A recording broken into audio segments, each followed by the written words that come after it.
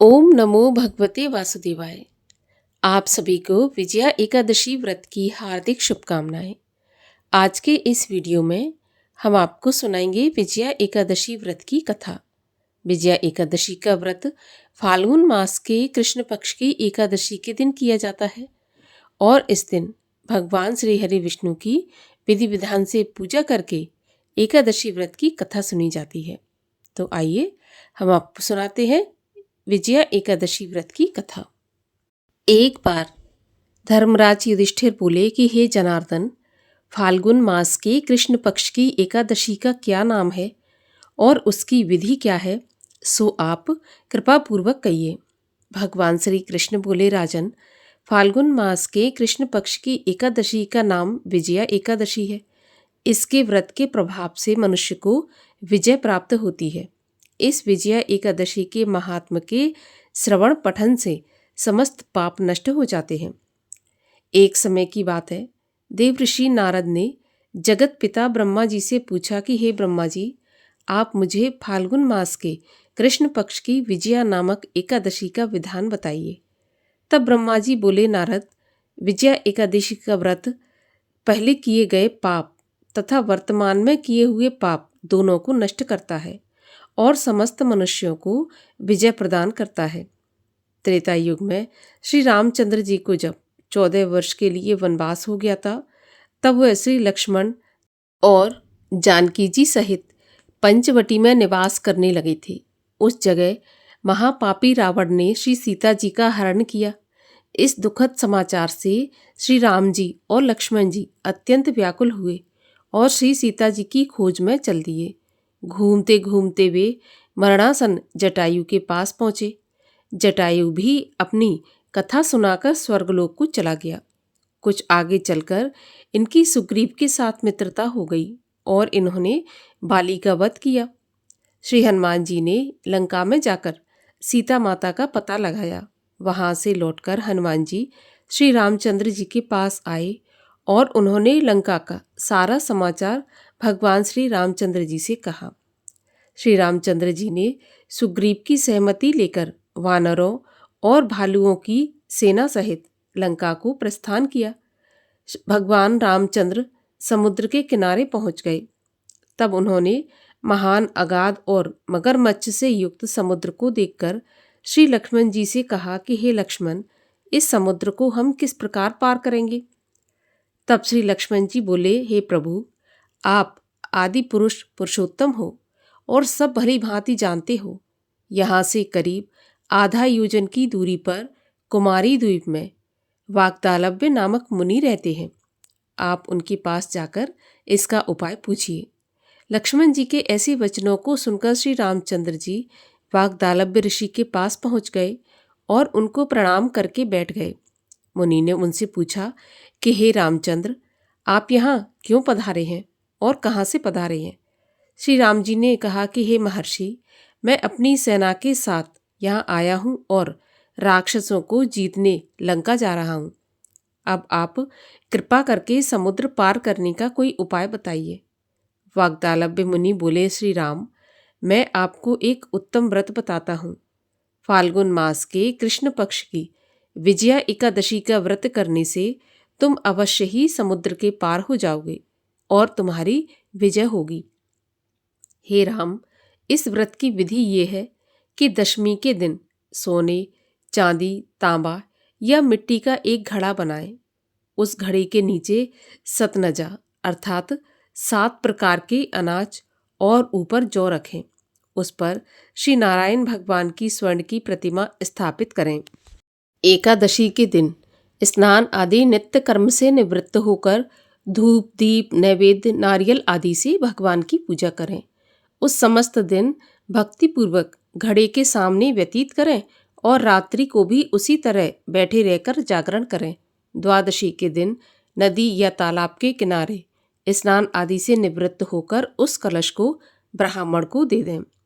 हे राम, यदि तुम इस व्रत को सेनापतियों के साथ करोगे तो अवश्य ही विजय पाओगे।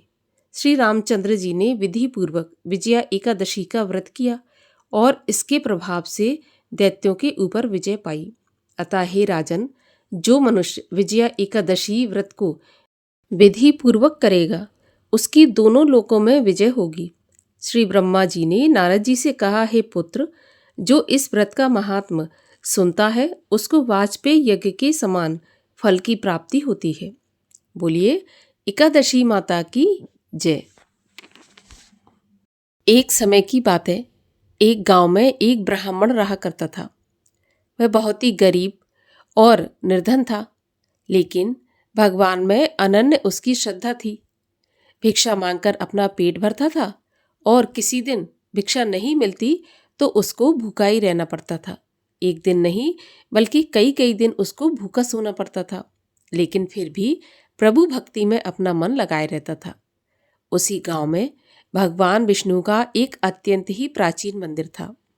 एक बार मंदिर की पुजारी ने सारे गांव की सभा बुलाई और सभा में ये प्रस्ताव रखा कि आज से गांव के हर एक घर से प्रसाद बनकर आएगा, जिसका कि ठाकुर जी को भोग लगाया जाएगा और गांव में वितरण किया जाएगा।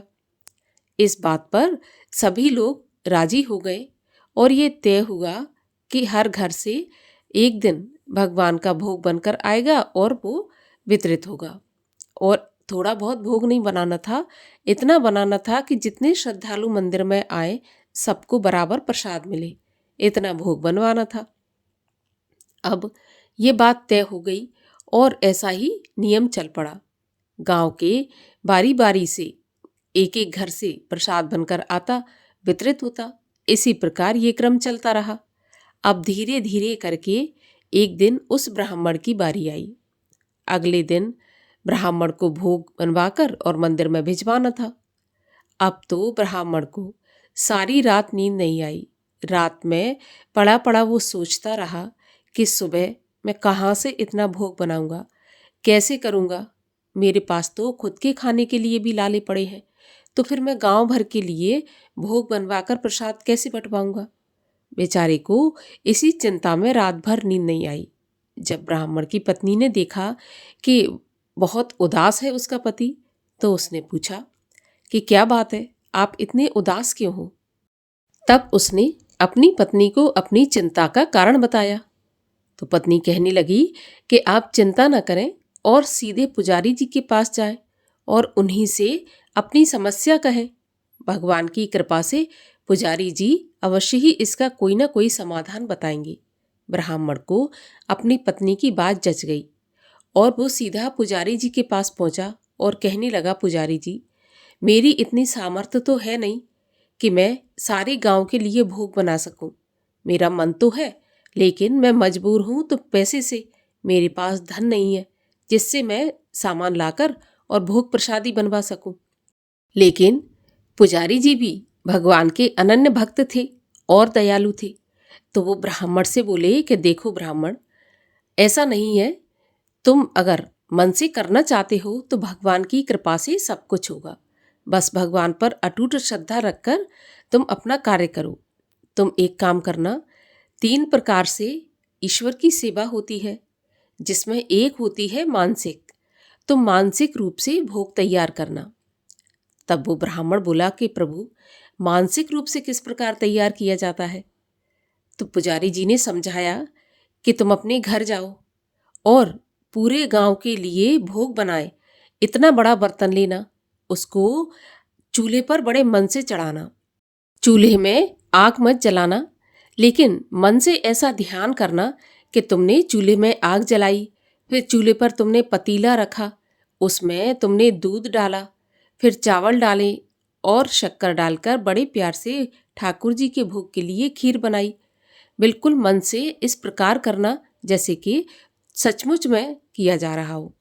और ध्यान रखना कि जितनी देर में खीर बनती है उतना ही टाइम लेना। ऐसे बनाना जैसे कि तुम सचमुच बना रहे हो। अब तो ब्राह्मण बहुत खुश हुआ और खुशी खुशी अपनी पत्नी से कहने लगा कि पुजारी जी ने ये रास्ता बताया है। पहले तो पत्नी को थोड़ी शंका हुई, लेकिन उसने सोचा कि अगर पुजारी जी ने बताया है तो इसमें कुछ ना कुछ भेद तो अवश्य होगा। अब तो दोनों पति पत्नी ने ऐसा ही किया। प्रातःकाल स्नान आदि करके उठे और चूल्हे पर पतीला रखा और बड़े प्यार से मानसिक रूप से उन्होंने भगवान का भोग तैयार किया। और थोड़ा बहुत भोग नहीं, खूब सारा भोग मानसिक रूप से तैयार किया, जिससे गांव में वितरित हो सके। अब उन्होंने खाली भगोने ढककर मंदिर में भिजवा दिए और पुजारी जी ने भी उन भगोनों को लेकर ठाकुर जी के सामने रख दिया और कहा, प्रभु, आपके एक गरीब भक्त ने मानसिक रूप से आपके लिए भोग तैयार किया है, कृपा करके भोग लगाइए। और ऐसे कहकर पुजारी जी ने मंदिर के पट बंद कर दिए। और थोड़ी देर बाद जब पट खोले तो पुजारी जी के आश्चर्य की सीमा नहीं रही। उसने देखा कि उस ब्राह्मण ने जिस जिस भगोने पर जो लिखा था वो भगोना उसी वस्तु से भर गया, अर्थात जिस पर उसने खीर लिखकर ढक दिया था उसमें खीर आ गई, जिसमें लड्डू लिखे थे उसमें लड्डू आ गए। जो जो चीज उस ब्राह्मण ने लिखी थी उससे ठाकुर जी ने उस भगोने को भर दिया। ऐसा देखकर वो ब्राह्मण भी खुशी से गदगद हो गया और पूरे गांव में प्रसाद वितरित किया गया। कहानी का तात्पर्य है कि अगर धन से सामर्थ्यवान नहीं है तो भी अगर मन से भगवान की भक्ति की जाए, मन से भगवान के लिए कुछ भी किया जाए, तो भगवान भी उसमें पूर्ण रूप से सहायता करते हैं और सभी प्रकार की मनोकामनाएं भी पूर्ण करते हैं। और आइए अब करते हैं भगवान विष्णु की आरती। ओम जय जगदीश हरे, स्वामी जय जगदीश हरे। भक्त जनों के संकट, दास जनों के संकट क्षण में दूर करे। ओम जय जगदीश हरे। जो ध्यावे फल पावे, दुख बिन से मन का सुख संपत्ति घर आवे। कष्ट मिटे तन का, ओम जय जगदीश हरे। मात पिता तुम मेरे, शरण गहूँ किसकी, तुम बिन और न दूजा, आस करूं जिसकी।